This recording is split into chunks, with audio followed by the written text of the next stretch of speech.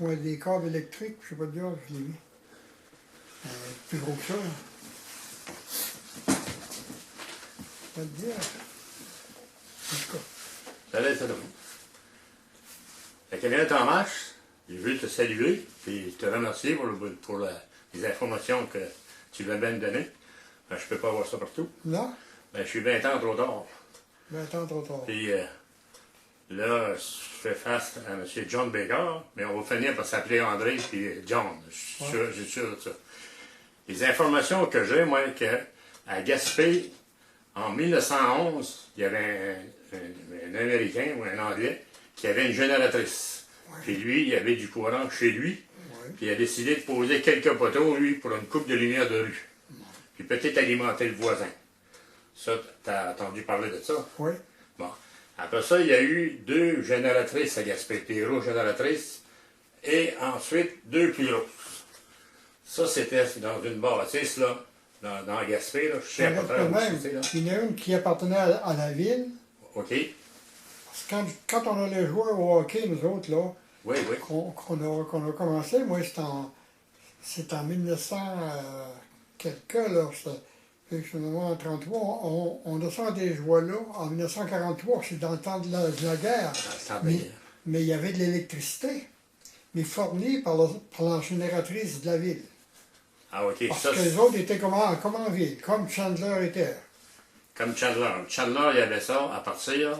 En 1912, les autres Chandler. Chandler, ils ont installé ça en 1912.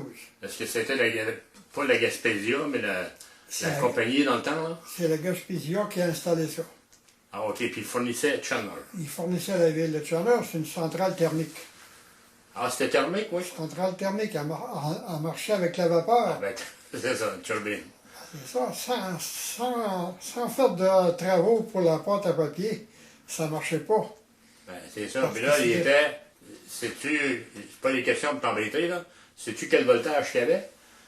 Ben oui, le voltage qu'il y avait, c'est le même que quand je suis allé prendre ça en charge. Parce que je suis allé, quand ils m'ont envoyé en 1961 pour diriger ça, avant que l'Hydro le prenne définitivement, ça a été la compagnie de pouvoir. Oui. Ben, c'était la même centrale, c'était la centrale thermique. OK, puis ça sortait en triphasé, j'imagine? Ça sortait en triphasé, c'est du 4000, 3 phases. Du 4000? Oui, puis 2000, c'était juste une phase ou l'autre. Ah, OK. C'était pour avoir les 3 phases, pour faire marcher les moteurs, évidemment. Ben, c'est parce ça. Que les moteurs, c'était des 3 phases.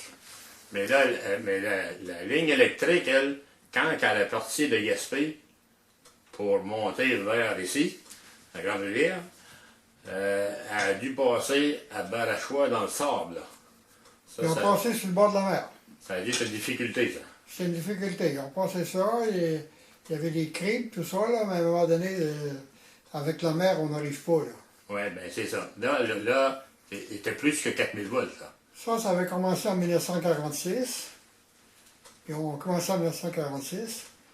Puis ça, c'était du 13 200. 13 200? Oui. Mais là, ça n'opérait pas à partir des génératrices qu'il y avait à Gaspé. C'est 2 autres qui étaient descendus sur le chemin de fer. Il avait bâti une autre génératrice avant. OK. Avant que la guerre poigne. Parce que pendant la guerre, mon père est allé en bâtir une sur le chantier naval en bas. Ah oui. Où étaient tous les sergents de l'armée, puis tous les commandements probablement. C'était à Sandy Beach. Ça, c'était Sandy Beach. Sandy Beach, oui. Là, il y avait c'était-tu deux comme des locomotives? Mais c'est pas Sandy Beach, non, complètement, c'est Boom Defense. Havre à bord. Ah oui? Oui, Havre à bord. Havre à bord, ben, ça s'appelait comme ça. Ben, c'était le Havre qui rentrait là. Havre, c'était... Ah oui? Mais c'était les environnements de là, vois-tu? C'est ça, oui. Ouais. Eh oui. Là, la ligne électrique est montée parce que ici, quand on arrivait, il y avait l'électricité à partir du moulin à Chandler. Non. Ah! Non, nous autres, on a seulement eu le courant après que la ligne de Gaspé, qui arrêtait à percer, à Anse-à-Beaufils, Elle arrivait là en 33 000 volts. Ah oui? Puis elle se conversait en 16 000. En 16 000. Ouais. Comme qu'il y a présentement sur une phase. Non, ben oui. C'est comme, mais c'est pas le même C'est pas voltage. non, pas le même. Avant, c'était 13 200 13 000. qu'on servait une phase. Puis quand on faisait du 600 volts, ben, il fallait se servir des 3 phases. C'est ça. Mais pas sur le 33 000. Le 33 000, lui, il arrêtait au poste dans sa office. Oui, il était converti, là. Oui, il était situé où, le poste? C'est chez M. Caron, en haut du pont. Ah oui, oui, je m'en rappelle. Je m'en rappelle de ça. M. Caron, qui était propriétaire de ces terrains-là. Donc, puis la ligne qui traversait, je vais faire un step, là.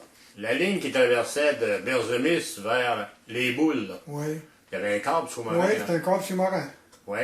Puis à partir de là, on a été alimenté à partir de là, à un moment donné. Ben, c'est ça. Ça, c'est nous autres, à ce moment-là, ils ont parti une ligne 69 kV, puis ils ont mis ça à Gaspé. Ah, il y en a ça à Gaspé. À Gaspé. Puis Gaspé s'en venait encore vers Barachois. Mais Gaspé, là, ils ont converti ça. Ils l'ont converti à une autre sorte de voltage, je pense. Oui. Ouais. Mais c'était pas le 15 000, non. On est resté sur le même 13 000 volts. OK, bon. Donc, on est resté. Ça, c'est juste, là, il s'est converti quand nous autres, ils sont pas rendus à Gaspé mais immédiatement, là. Parce qu'ils sont allés ailleurs. Ils sont allés par des côtes comme Rimouski et tout ça, là. Oui, ça, je savais ça, c'est vrai. Ouais. Puis Le côté nord. Il y a dû y avoir une ligne qui s'en allait aussi à Murdoch à un moment donné. À Murdoch, à un moment donné. Ça a été plus tard, parce que Murdochville, ça a commencé un peu plus tard que ça. C'était plus tard, hein, les années 50. Ouais. Puis la sous-station qu'il y avait à Chandler, il y avait des motels Covier, là.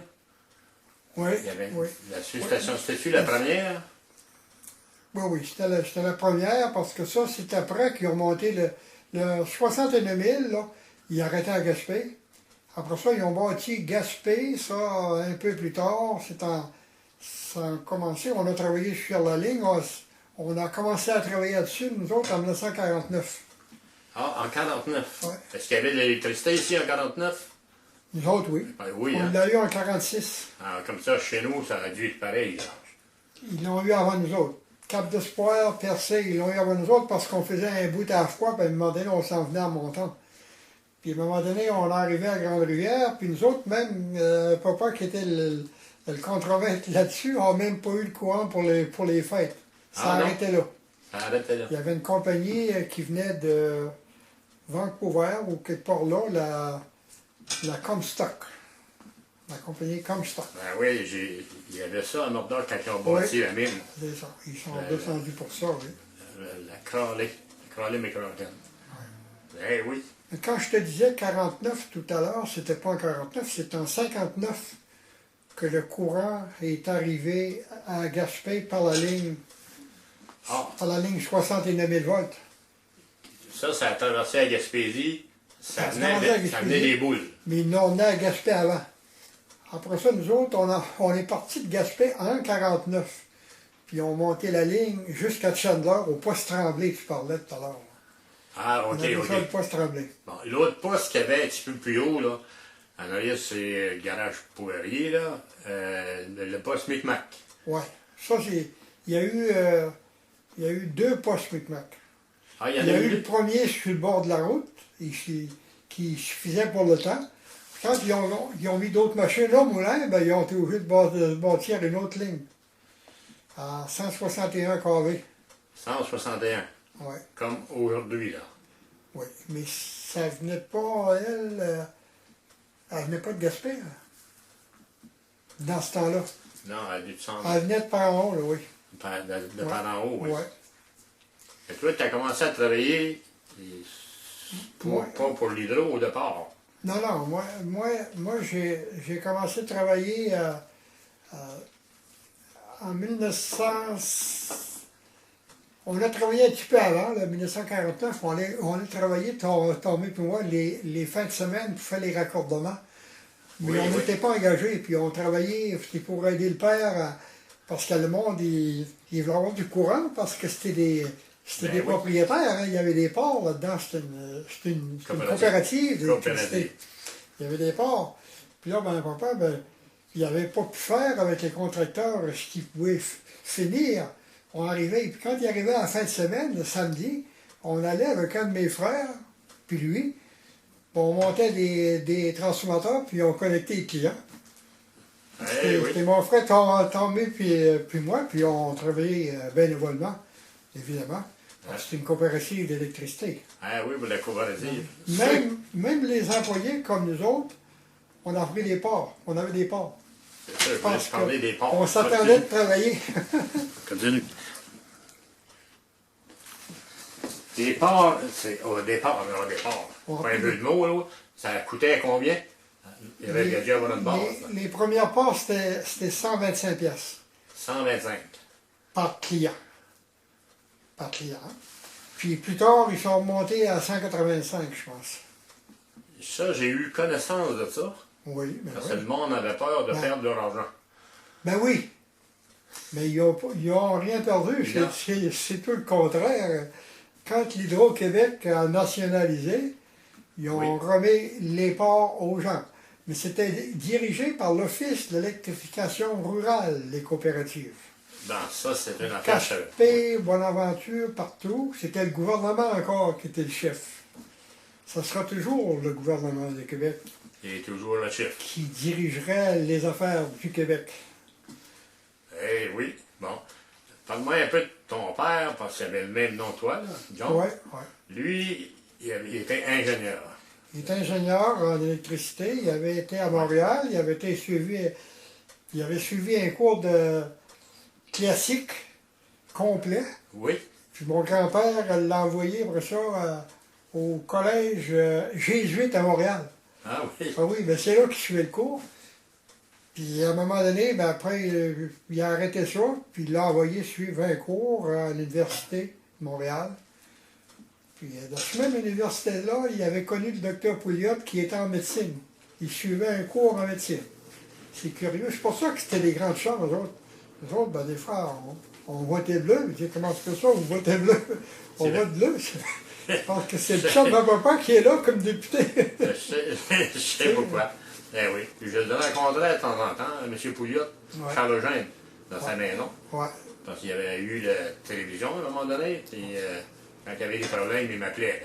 Mais il jasait, c'était bon. Oui, puis c'était un inventeur, hein? Ouais. Parce qu'il avait inventé un snowmobile avec une hélice en arrière. Il a eu ça, lui. Lui, avec un M. Steve ici, là, qui était un Allemand, M. Steve, Henri Steve. Oui. C'était deux grands amis. Puis M. Steve contractait pour le gouvernement du Plessis. Ils sont mis à bâtir un snowmobile nouveau, qui avait le moteur en arrière pareil, mais qui avait une hélice qui sortait en arrière. C'était dangereux, il s'en venait le chemin avec ça, puis ça soufflait de l'air, il y avait une grande hélice. Puis il marchait avec le moteur aussi. C'était ingénieux quand même. Hein. Ouais. Un hydroglisseur, oui, ben c'est ça. Mais c'était comme un avion. Il poussait, il aidait. Il ne restait pas pris, c'est parce que dans la neige molle avant, il y avait des bancs de neige de 10-15 pieds peut-être. Là. Ah oui. Hein? Il restait pris parce que les snowmobiles calaient. Puis même si les snowmobiles étaient en bois, ils étaient en venir. Oui, les premiers, je sais. Oui, ils étaient prêts. Après ça, il y aura eu les gros là, qui ont sorti dans les années un peu plus tard, là, qui étaient tout en métal, puis c'était pesant. Je sais, j'en ai conduit, on restait pris partout. Oui, mais c'était. Oui, c'est ça. Mais l'autre était plus renversant, le petit, là. Non. Mais il fallait avoir le truc. Ben, ça dépendait du chauffeur. John, quand ça a commencé à emmener l'électricité à brocher, disons, les maisons dans les rangs, donc, comment ça fonctionnait? Comme le Pellegrin, eux, avaient une génératrice, j'imagine? Oui, mais les Pellegrins, ça, c'est les derniers ceux qui ont été connectés sur les lignes électriques. Saint-Edmond, Saint-Charles-Garnier, Pellegrin, c'est les colonies en arrière de Grande-Rivière et de Chandler. Il y a une séparation à un moment donné. Oui. On les a connectés, eux autres, après. Là, Saint-Charles-Garnier était connecté ici avec Grande-Rivière. Mais Saint-Edmond, Poivreau puis Pellegrin il était Oui. tout seul parce que c'était beaucoup plus loin. C'était plus loin. Oui. Ça fait que là, nous autres, mon père connaissait ça, il a installé une centrale avec un moteur diesel, un moteur de tracteur, là, comme on avait. Oui, il avait installé ça On a installé ça à Pellegrin. à Pellegrin. Oui, on avait un champ, là. Puis il y a des gars qui nous ont aidés, puis on a installé ça là. Puis il a installé ça à 3 phases. En 3 phases. J'ai dit, pourquoi est-ce que tu installes 3 phases? J'ai dit, ils ont juste besoin d'une phase. Oui, mais il dit, c'est parce qu'il y a beaucoup de monde dessus, puis il y a des lignes qui se prennent là-dessus comme pour les rangs. Il y avait les rangs 15, le rang 21. Il dit, si on met seulement qu'une phase, il va y avoir trop de variations de voltage. Fait qu'il a fait 3 phases un bout. On a pris une ligne sur une phase, l'autre sur l'autre, puis l'autre sur l'autre. Ça, il a réglé la patente, mais il était ingénieur, il savait comment. Il savait comment faire. Les régulateurs, ça n'existait Il n'y pas. avait pas de régulateur. Il n'y pas avait de pas de disconnect automatique, rien de ça. Là. Ah, rien de ça. Mais non. Ici, en arrière de Grande-Rivière, il y avait Saint-Gabriel, Rameau. Saint-Gabriel-des-Rameaux. Oui, le détour à Philippon, là. Tout ça. Oui. Est-ce qu'il y avait l'électricité en haut du détour? Ouais. Saint-Gabriel-des-Rameaux, là, il a été raccordé plus tard. Les premiers qui ont été raccordés dans la colonie qu'on connaît ici, là, c'était Val-d'Espoir. Ah, Parce qu'il y avait l'école agriculture qui était là. C'est encore une affaire gouvernementale. il y avait le génératrice, là.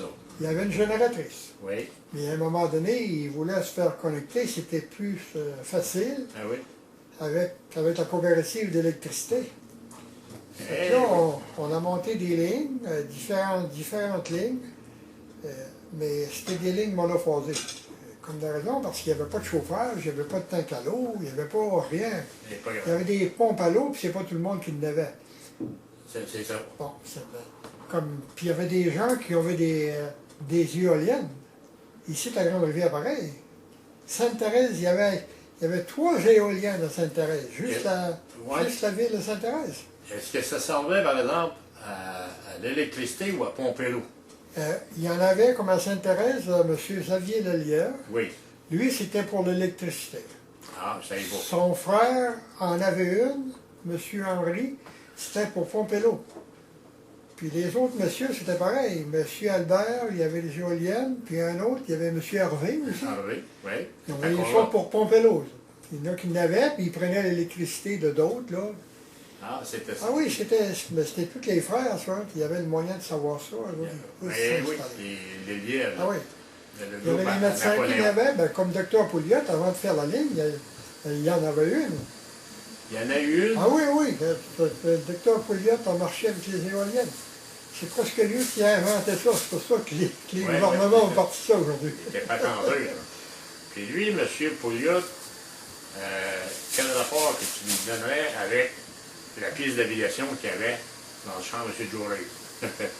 Ben, avec le champ, tu veux dire? Ben, dans le champ de M. Jourey, que la piste d'aviation était, là. Il y a le cimetière aussi, là, mais En Cap d'Espoir? à Cap de Soir, Oh, derrière oui. l'église. Ah oui, à Cap d'Espoir, ben, c'est parce que le terrain était fait pour. D'abord, si tu atterris tout ça, tu viens de la mer, c'est bien facile à prendre la piste. Si tu veux décoller, ben, t'as rien tout presque en avant de toi, parce que dans ce temps-là, il n'y avait pas de maison juste en face de la piste. Là. C'est vrai. C'était comme un porte-avions. Cap d'Espoir, moi, quand j'ai eu ça la première fois, moi, Oui. j'ai dit c'était un vrai porte-avions. Porte-avions comme ça, c'est son garçon qui a pris ça. C'est Michel. Michel Plus, là. Ouais. Lui, il a été pilote, dans les premiers pas mal, là. C'est le premier. C'était le premier? Ah oui, c'est le premier. Parce qu'il en a formé d'autres. Ceux qui ont piloté après, c'est lui qui les a formés. OK, OK. Après qu'il est arrivé à Gaspé, puis ça, par la même. Comme ton père, lui, a commencé en quelle année? As-tu une idée? Le père a Ton père, John? Oui, bien, il a commencé ici quand ils ont fait le début de la ligne, en 1946. Ah, ça a commencé là. Là, il est arrivé un ingénieur au bois Gaspé, chez Paul Carrière. Oui, Il j'ai est connu ce ingénieur nom-là. pour l'Office de l'électrification rurale Oui. et qui lui ont donné la charge de la coopérative de Gaspé Sud. Ah, c'est Parce ça, que, là. lui, c'était un autre ingénieur, là, il était connaissant. Hein, On a appris, ah oui, on a appris des affaires des autres, là. Ben, j'imagine, oui. Puis l'autre monsieur qui avait à Gaspé, Joachim Bourget. Ah, M. Joachim Bourget. Oui. Ça, c'est un autre ingénieur, M. Joachim Bourget. C'était un, oui. Il a descendu après, lui, comme gérant, après que M. Carrière est parti, Ah, je crois. Je sais que là, M. Carrière a dû partir pour aller travailler en ville, quelque part, là. Il est installé à Gaspé à un moment donné. À un moment donné, ben, il a décollé. Puis je sais que M. Bourget est descendu après ça, dans le temps de la compagnie de la coopérative d'électricité. c'était à coopérative. Oui. Ah, oui, parce qu'il a été là bien longtemps. M. Bourget a travaillé peut-être, je pense, avec M. Carrière, mais dans le temps. Oui, bon, ben, Oui. Guy, lui, ça te dit quelque chose, Guy Bourget? Ça, c'est le garçon à Joachim. Guy Bourget, c'était le garçon de M. Joachim. Oui, parce qu'il travaillait à Montarville. Oui, mais lui, Comme contre-maître, puis je travaillais pour lui. ah oui, mais il filait les maisons, hein, tout ça, non? Ils ont dû filer des maisons avec Léo Baudin. Oui, c'est ça. Oui, Léo, puis Ouais, un autre qui était à Gaspénard. Oui, Je m'en rappelle plus loin de sa ville. oui. Eh oui. C'est comme ça que ça a commencé. Y avait-tu des coups de rattacher, admettons, pour, on va prendre des vieux termes, brocher de maison? C'était souvent du 110, le 2 fils. Là. Au début, là, il y en a ceux que... Mais je pense qu'il y en a qui connaissaient l'électricité d'abord. Il y a beaucoup de gens, c'est curieux à dire, en Gaspésie, on n'avait pas l'électricité. Oui. Mais pour moi, il n'y a pas de maison qui ne savait pas qu'est-ce que c'était que l'électricité. Ah oui, je savais pas. Tout le monde voyageait en ville couramment, là, en ville. Ah oui. Les oui. Gaspésiens, c'était du monde qui était développé, là. C'était pas juste des bûcherons, là. Oui, oui, oui. Non. Alors, c'était des bûcherons, c'était des pêcheurs, mais c'est des gens qui allaient en dehors, à l'extérieur, puis savaient comment ça marchait. Hein. Eh oui. Ben, c'est comme nous autres, on a appris ça, l'électricité, quand on a commencé à aller jouer au hockey à Gaspé. On jouait au hockey ici. Oui. On jouait avec des lampes. Puis à un moment donné, ils ont installé un petit moteur, puis ça n'a pas marché, je ne sais pas ce qui est arrivé, une petite centrale. Là. Puis quand on descendait à Gaspé, nous autres, ben, c'était la grosse centrale de Gaspé, de la ville de Gaspé, qui nous fournissait l'électricité. Comme quand on allait jouer avec Chandler, ben, Chandler avait l'électricité, on était en ville. Eh oui, ici, il y a René Baudin, qui était électronicien. Là. Oui. Lui, il a dû avoir son électricité, j'imagine, lui. Non. Pas nécessairement. Non. Non. Et ceux qui avaient de l'électricité, c'est ceux qui avaient des éoliennes. Ici, à Grande-Rivière, on avait plusieurs. On avait comme M. Sutton, il en avait aux hôtels. Presque tous les hôtels qui étaient là, il en avait. M. Dan Sutton, il y avait... Ça ressemblait au tour qu'il y a comme à Sainte-Thérèse, là. Oui. C'est à peu près les mêmes C'est tours. ça. C'est les mêmes choses. Parce que je me dis pourquoi? Parce que quand il manquait, c'est papa qui allait y réparer. Ah, ben j'imagine. Puis il grimpait beaucoup. Mais là, c'est parce qu'il n'y avait pas un bon système de break aussi. C'est ça. Puis quand il breakait trop, ben, ça lâchait, le système de break. Puis l'hélice se décollait. Puis là, on allait se ramasser dans les champs. Ah oui. Puis là, il fallait que c'est papa qui en monte. Ah oui. Lui, c'était un grimpeur de tour, hein, parce qu'il avait travaillé aux États-Unis comme monteur, lui, sur des blocs appartements, puis il avait installé de l'électricité, la ville de New York, puis Détroit, lui, il avait travaillé pour eux autres, lui. Il connaissait toutes les électricités qu'il y avait, puis parce que quand il était à Détroit, pour ça, et lui, là, comme électricien, ben, il travaillait, mais il avait travaillé à Bakersfield aussi, parce qu'on était propriétaire, nos ancêtres de Bakersfield, puis il est allé travailler là, il a visité ça. Puis les États-Unis, à un moment donné, c'est pour le théâtre, il avait appris à faire des éclairages dans les hauteurs pour filmer, faire des films. Ah oui. Il avait appris ça, lui. Puis c'est pour ça qu'il était grimpeur, il fallait qu'il monte 400-500 pieds et installer ça de haut, aux villes, pour éclairer, parce qu'il filmait le soir. Ah, c'est ça. Il ne filmait pas le jour, il y avait trop de trafic et de patentes, là. Eh oui. Il faisait les feux dans les villes le soir. Puis l'électricité fournie par les éoliennes, c'était pour charger les batteries, j'imagine. C'est ça. C'était pour charger les Ça a batteries. dû sur le 12 ou le 24 volts. Ben, ils ont dû charger dans ce temps-là, pas Si plus que 12 volts. Je vais te dire pourquoi. Parce que 12 volts, vois-tu, comme du 120, disons du 120 volts direct. Oui. Bon, tu vas prendre 10 batteries de 120 volts, tu vas faire du 120 volts. 120. Eh oui. Puis dans ce temps-là, ça n'existait pas le 120 volts. Non. C'était 110 volts. Oui. Tout était marqué 110, 110 220. Aujourd'hui, c'est 120, 240. 240, c'est ça. C'est pas la même chose. Ouais.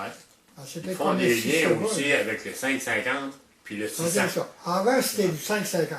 Il 550. n'y avait pas de 600 volts.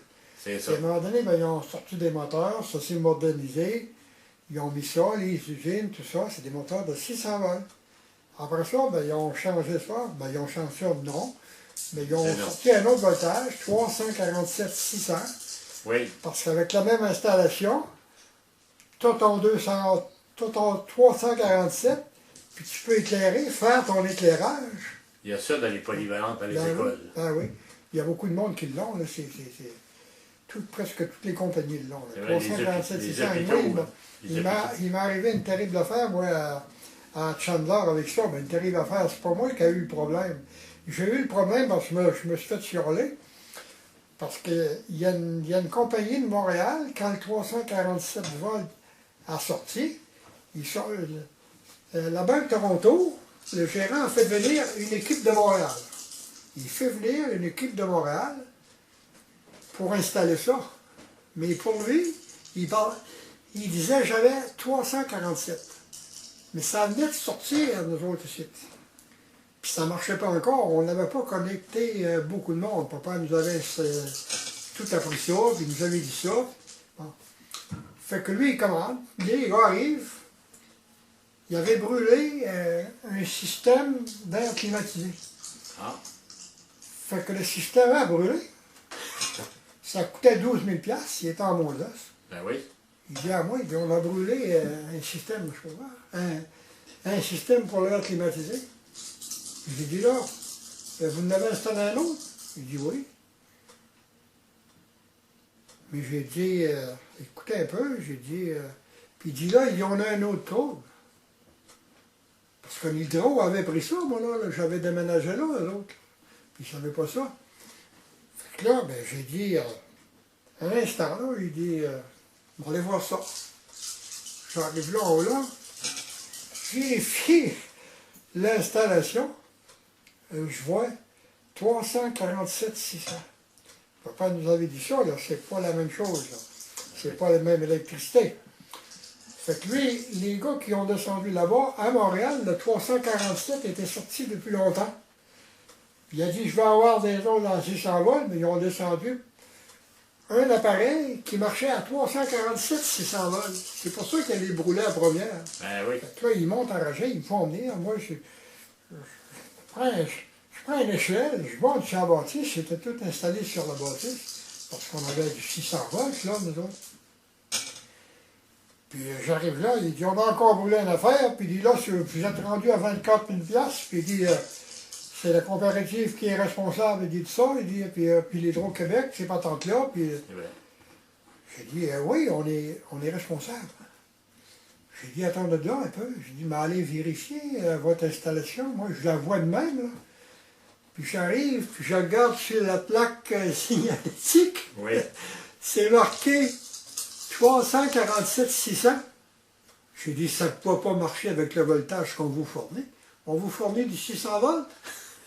Fait que là, j'ai dit un instant, il dit, vous êtes responsable.